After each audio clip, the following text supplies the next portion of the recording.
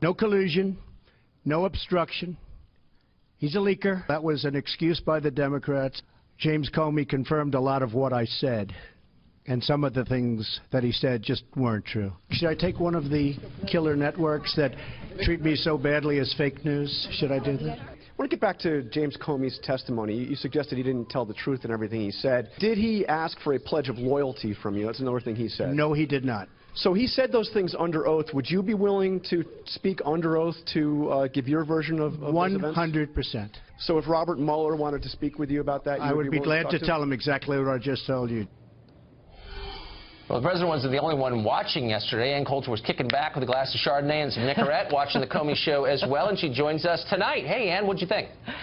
I'm really glad Donald Trump threatened James Comey with those conversations being taped, because what he had to say changed quite dramatically once he had to worry that they might have been taped. Everyone forgets this, but when Trump sent out that tweet saying, boy, James Comey better hope that room wasn't taped.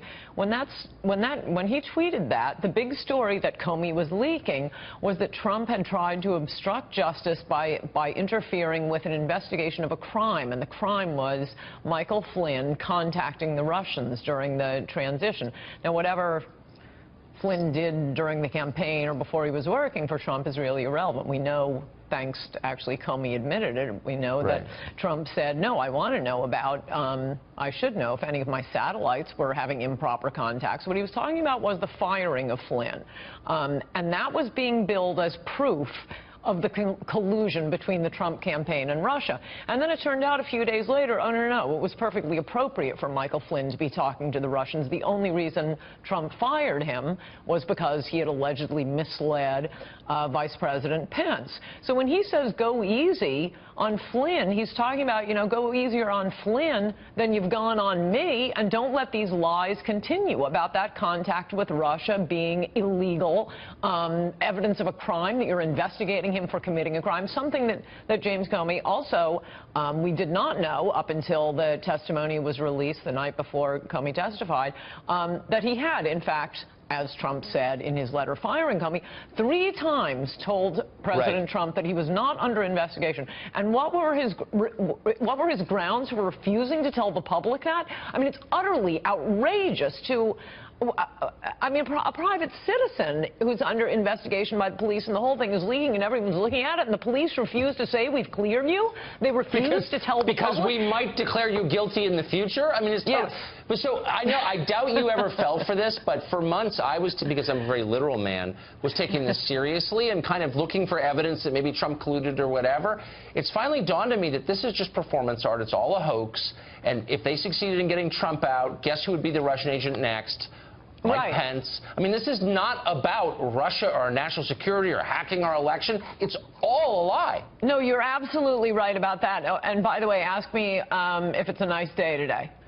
Is it a nice day today, Ann? I can't tell you, because it would require a duty to correct. I mean, that's the most insane argument I've heard for not being able to clear someone from something that is ripping up the front page of every newspaper. Comey won't even say that Trump isn't being investigated because, well, if I make a statement about reality, there's a future, and then what will I do? It's the most insane thing I've ever heard. By the way, I do want to correct you on one thing with your last guest. You said there's no evidence of Russia interfering with the election. Actually, there is, with Russia trying to influence the election and colluding with Americans, and that's with the defamatory Trump dossier. Whatever happened to that? That was a Russian-produced dossier used by first Never Trumpers, then the Hillary Clinton campaign, then the FBI, and broadcast hysterically by CNN. That was a Russian-produced dossier. That is the only evidence we have of Russia trying to collude. That's a really good point. It was really a high watermark for BuzzFeed, I thought, not surprisingly. Ann Coulter, thanks a lot for joining us tonight for that summation. Thank you. Appreciate it. Very much. It is great to be back in Ohio. We love Ohio. You remember Ohio? Oh, boy. It was supposed to be close. It wasn't close. And so wonderful to speak on the shores of the very magnificent Ohio River.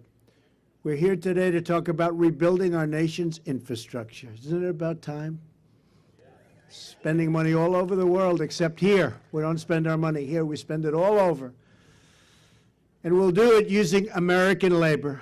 American energy, American iron, aluminum, and steel.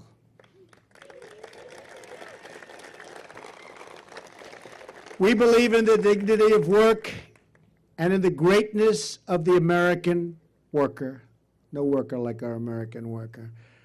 I want to thank Secretary Perdue, Secretary Zinke, and Administrator Pruitt for joining us today. And you saw what we did with our great administrator. You saw what happened last week with the so-called Paris Accord. We will keep our nation so great and so strong, and we will never have outside forces telling us what to do and how to do it, believe me.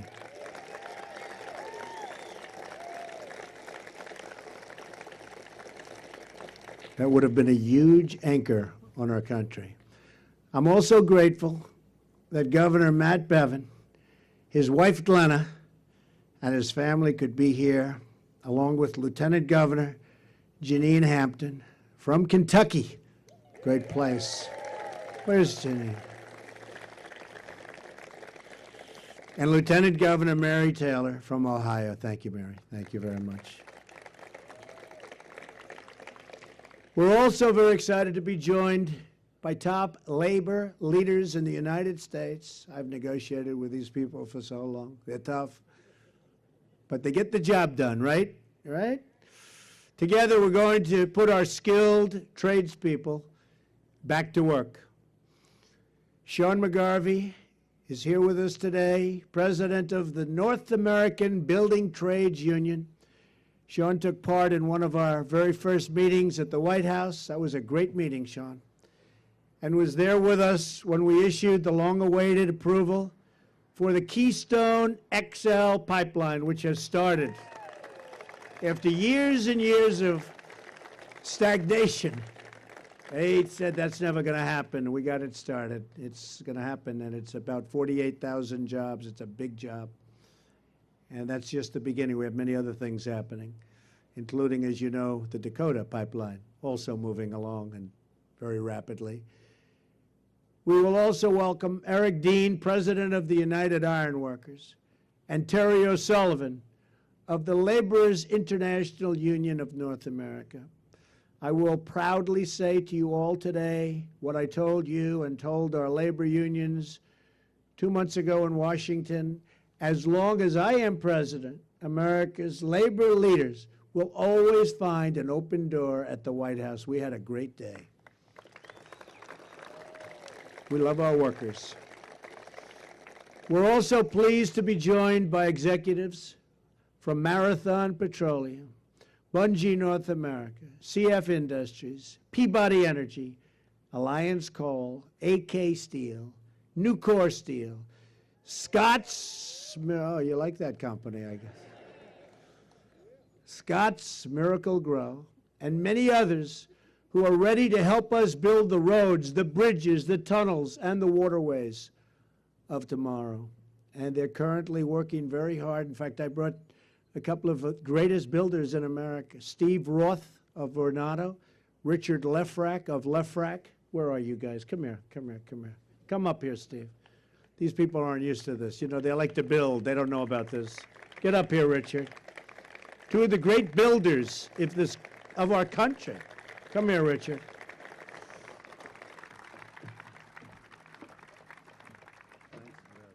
Oh, watch. Oh, I have to do this. Do you want to say anything, fellas? They're not big talkers. Yeah, I'll say unless they're behind a desk, they're big talkers. Go ahead, Richard. Go. We're all fortunate to have the greatest builder in America, Donald J. Trump.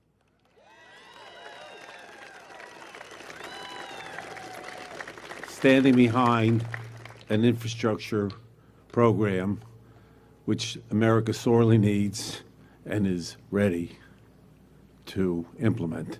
Donald, President Trump, thank you. Thank you. Steve, come, say. Huh? No? Come here.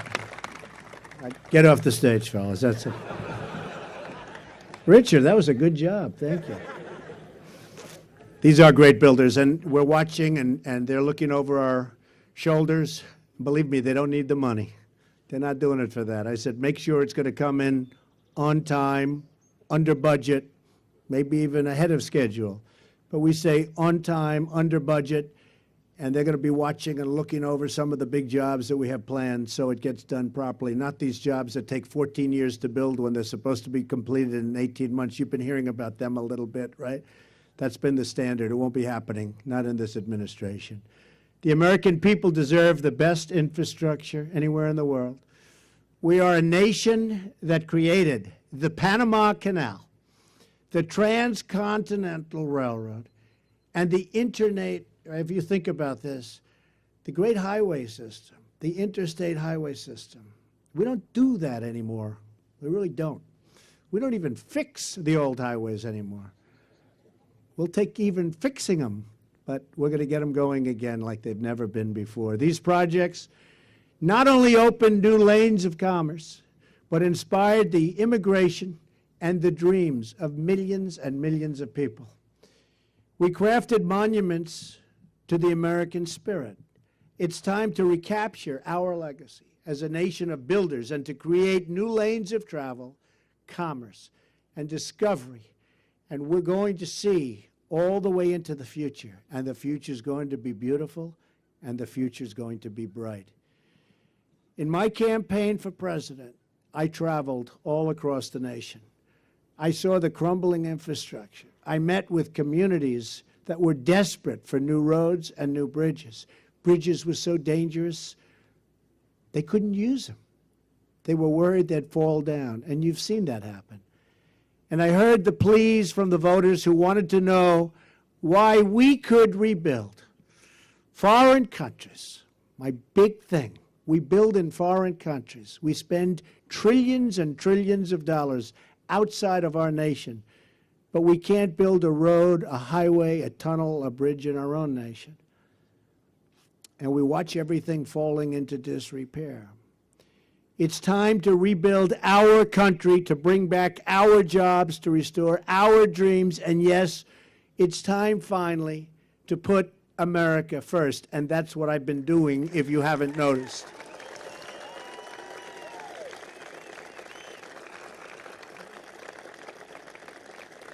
While it's very early in the administration, I think everyone has noticed, right?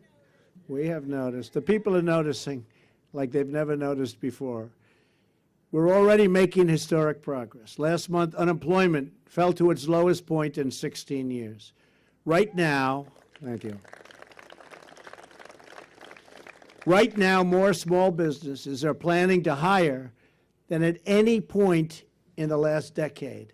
Last week, the stock market soared to record highs, highest ever, boosting the pensions, or your pensions, and your retirement accounts, and those of hardworking Americans. I've just returned from a trip overseas that secured more than $350 billion of military and economic investments into the United States. That means millions of jobs.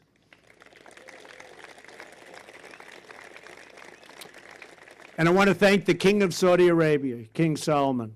Spent a lot of time together, and they're doing a great job. They're going to be doing something very special. You see it with terrorism, the funding of terrorism. It's going to stop. Got to stop the funding of radical Islamic terrorism, and they're going to stop.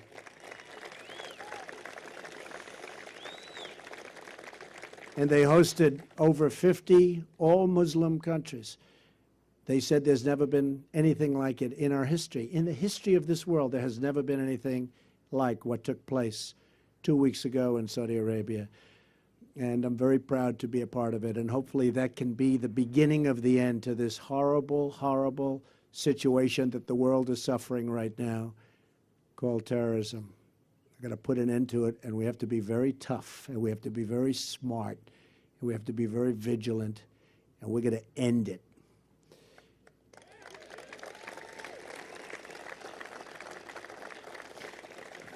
In my meetings with foreign leaders from many countries, I sent a clear message that America expects fair trade, a level playing field, and so many other things that we're demanding for our workers and for our companies. Every other country looks out for their interests. It's time that we finally start looking out for our interests in the United States. No longer will we sacrifice American jobs, factories, and wealth. The theft of American prosperity has come to a screeching halt, folks. And a new era of American greatness is about to begin, and you see it. It's already beginning. We're going to restore America's industrial might. And I look here and those barges, they've been waiting for us to say hello. The captain says, please wave. Hello, Captain. He put up that big, beautiful American flag. Creating the jobs and tax base to put new infrastructure all over our country. That's what's happening. But to achieve our full economic strength, we must repeal and replace Obamacare. Since Obamacare's implementation began, premiums have increased by an average of 75% in Kentucky and 86% in Ohio. Just yesterday, we learned that the last statewide insurer in Ohio is leaving. Have you folks heard about that? That's it. Bye-bye. Wave goodbye. What a mess. That could mean another 20 counties and 19,000 people will have no plans. The House of Representatives has done, and the House of Representatives has been working, I will tell you, very, very hard. It's done its job in passing along an Obamacare replacement bill. Now it's time for the Senate. Mitch McConnell is working very hard to act and to save Americans from this catastrophic event, because Obamacare is dead. Obamacare was one of the biggest broken promises in the history of politics. Remember, you can keep your doctor, you can keep your plan. Didn't work out that way. You end up paying not to have insurance because it was cheaper. But there's another major promise that Washington has repeatedly broken, and that is the one where we are here today. It's a promise that's gone unheeded, and it's called restoring America, restoring our country. The promise of a safe, reliable, and modern infrastructure. It hasn't been kept, but we're going to keep it. American lives and livelihoods depend on our action together. That's why I'm calling on all Democrats who honestly have really been obstructionists. Boy, have they tried. I mean, every single thing. On health care, I won't get one vote. Obamacare is crashing. It's dead. It's in a death spiral, as the head of one of the biggest insurance companies said. It's in a death spiral. And we're coming out to do good, not to do bad, to do good. We won't get one Democrat vote. Think of it. They're just obstructionists. Every single thing is obstruction. I don't think, honestly, if I were in that party, I wouldn't be doing it that way. I'd be doing positive things. That's why they lost the House, they lost the Senate, they lost the White House. People don't want to see what's going on. They want to see us all come together, but I just don't see them coming together. They're obstructionists. I'm calling on all Democrats and Republicans to join together, if that's possible, in the great rebuilding of America. Countless American industries, businesses, and jobs depend on rivers, runways, roads, and rails that are in dire and even desperate condition. And millions of American families rely on their water and pipes and pumps that are on the verge of total failure and collapse. We are pleased to be joined today by representatives from many, many industries that depend on a truly critical component of our nation's infrastructure, the 12,000 miles of inland waterways. We have farmers, coal miners, and by the way, those coal miners are happy. Coal miners, oh, they like Trump. They like Trump. Same with steel workers and oil workers. We've taken those restrictions and those horrible regulations off your companies. We're going to have clean, beautiful air, clean, beautiful crystal water. But you're going to have your jobs also. You're going to have your jobs. Maybe more than ever before. So I want to salute each of you for the work that you've done, and maybe more importantly, for the work that you're about to do, because it's going to be a beautiful thing. You watch. These citizens know firsthand that the rivers, like the beautiful Ohio River, carry the lifeblood of our heartland. In fact, I'm very proud that behind us today are those 12 barges. Look at this, West Virginia. Do we love West Virginia? West Virginia. They're filled with West Virginia coal. And you know, next week, we're opening a big coal mine. You know about that. One in Pennsylvania. It's actually a new mine. That hadn't happened in a long time, folks. But we're putting the people and we're putting the miners back to work. The contents of just one 9-barge towboat, like the one behind me, carries the equivalent of 1,000 semi-tractor trailers. People don't realize it. People don't realize it, but they do now. Roughly 60% of United States grain exports travel down these waterways to the Gulf. More than half of all the American steel is produced within 250 miles of where we're standing right now, and its production depends on the inland waterway system. And wait till you see what I'm going to do for steel and for your steel companies. We're going to stop the dumping and stop all of these wonderful other countries from coming in and killing our companies and our workers. You'll be seeing that very soon. The steel folks are going to be very happy. Up to 25% of the nation's energy cargo relies on these channels and the refineries along their shores. But these critical corridors of commerce depend on a dilapidated system of locks and dams that is more than half a century old. And their condition, as you know better than anybody, is in very, very bad shape. It continues to decay. Capital improvements of this system, which is so important, have been massively underfunded. And there's an $8.7 billion maintenance backlog that is only getting bigger and getting worse. Last December, up the Ohio River near Pittsburgh, one lock built more than 50 years ago had to be shut down for 5 days due to hydraulic failure. And you know what that means. 5 days means everything comes to a halt.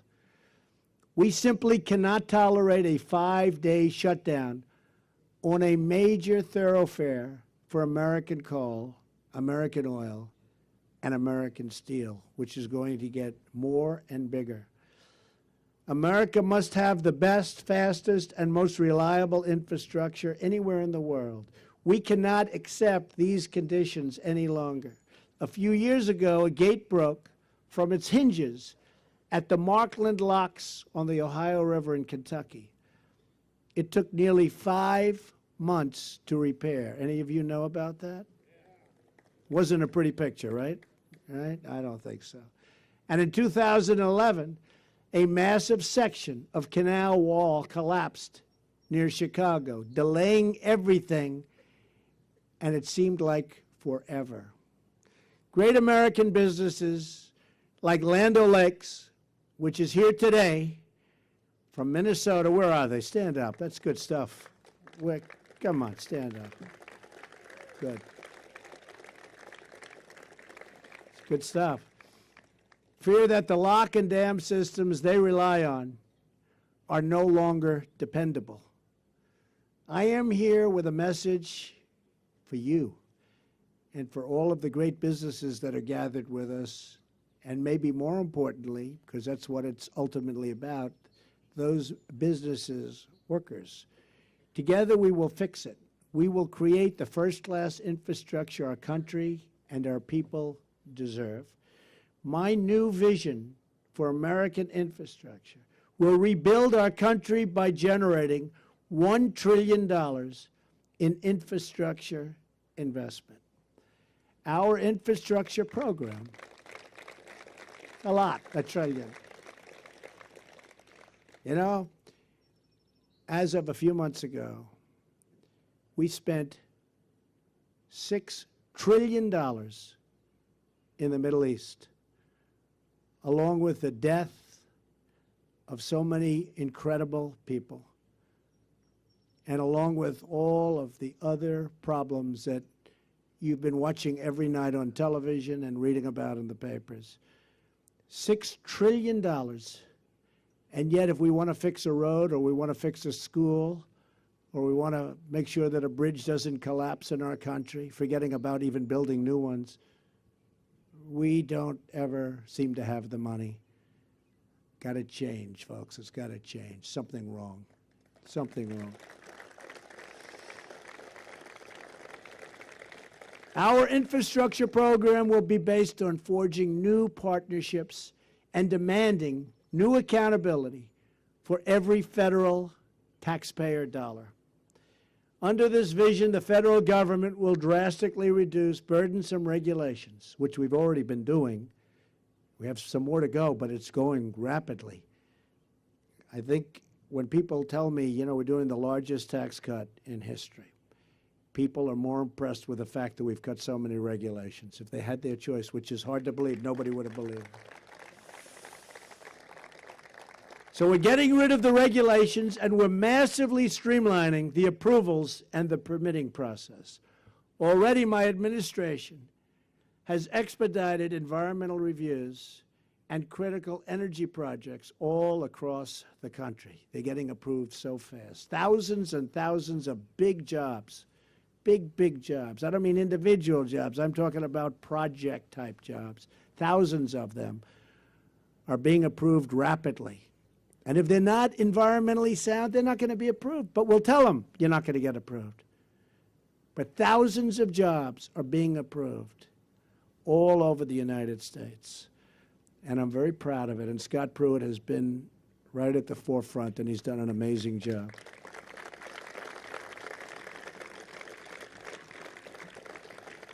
And it hasn't been that easy for him, has it, Scott? But he likes it. He likes to see people go back to work. And he likes to make sure that the environment is perfect and clean. I want to add that, too. I'm pleased to announce that the Dakota Access Pipeline, which I just mentioned, is now officially open for business, a $3.8 billion investment in American infrastructure that was stalled, and nobody thought any politician would have the guts to approve that final leg. And I just closed my eyes and said, do it.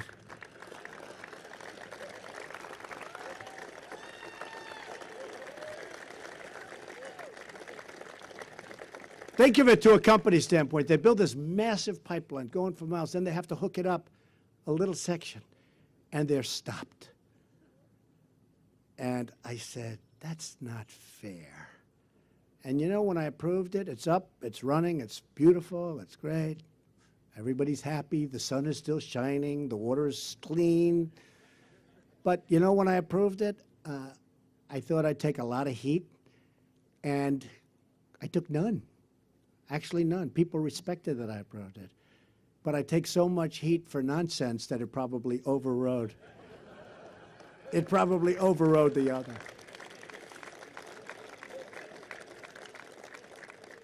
It's like a decoy. America built the Golden Gate Bridge in just 4 years and the Hoover Dam in 5 years. Think of that. It should not take 10 years to get approvals for a very small little piece of infrastructure. And it won't. Because under my administration, it's not going to happen like that anymore.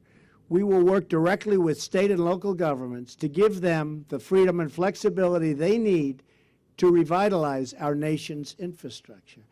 At least $200 billion of the $1 trillion plan will come from direct federal investment. Working with states, local governments, and private industry, we will ensure that these new federal funds are matched by significant additional dollars for maximum efficiency and accountability. We'll have people watching over each one of these jobs, and every penny will count to them. Taxpayers deserve the best results for their investment, and I will ensure that this is what they get. The last administration passed a stimulus package, of which only a tiny 7% went to infrastructure, and much of that was just wasted money. You folks up front, you know what I'm talking about. The great infrastructure plan, nobody saw any money. Remember shovel ready, right? Shovel ready wasn't shovel ready. That I can tell you. We're not going to repeat that mistake. That's not going to happen again. Instead, our plan will help states and local governments prioritize their most pressing infrastructure needs, building transformative projects that create a flood of wealth and opportunity to benefit every part of our country, especially rural America. The companies here today are prepared to work with us, and these are great companies today. And you're going to work with us to make sure the right infrastructure gets built and funded quickly, and it's going to be in the right location. Everything about it is going to be right. Businesses like these are ready to invest and create in jobs, but we have been waiting for a responsible partner in the federal government. You've been waiting for a long time. Now you have one.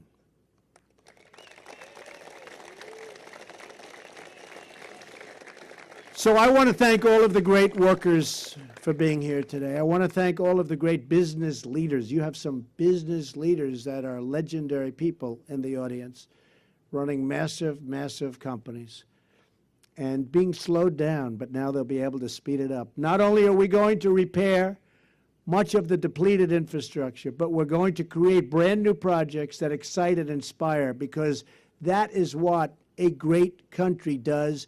That is what a great country has to do. America wants to build. Across the nation, our amazing construction workers, steel workers, iron workers, fitters, electricians, and so many others are just waiting to get back to work. With the talent and skill they represent, which, believe me, I grew up in the building business. I know the talent and the skill and the courage and everything else that they have.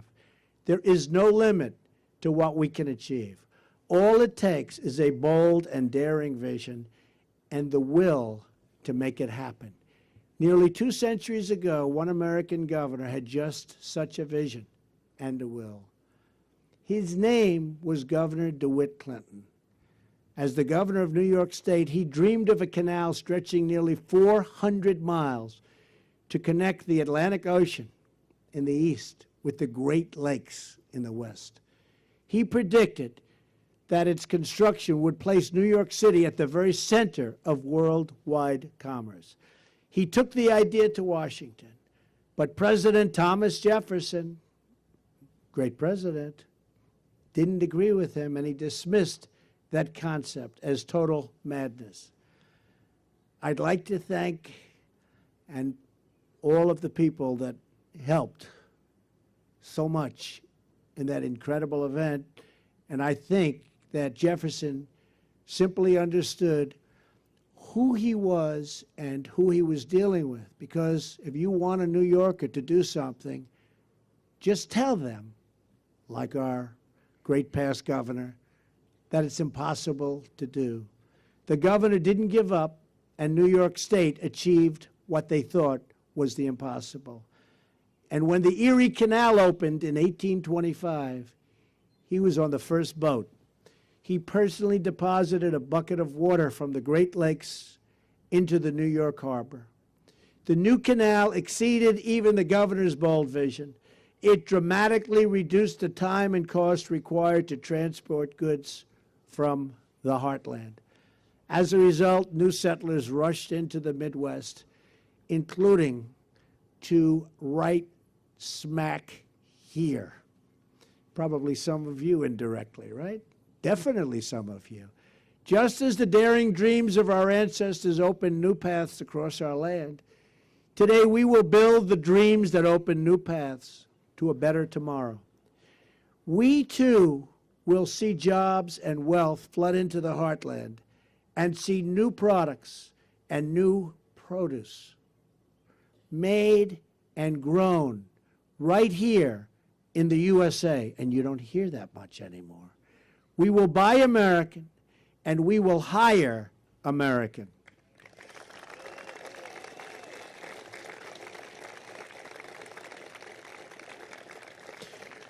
We will not, so importantly, be content to let our nation become a museum of former glories. We will construct incredible new monuments to American grit that inspire wonder for generations and generations to come. We will build because our people want to build and because we need them to build. We will build because our prosperity demands it. And above all, we will build because that is how we make America great again. Thank you. God bless you. Go out there and work. You're going to see some amazing things happen over the next long period of time. Thank you, everyone. It's a great honor to be with you. Thank you.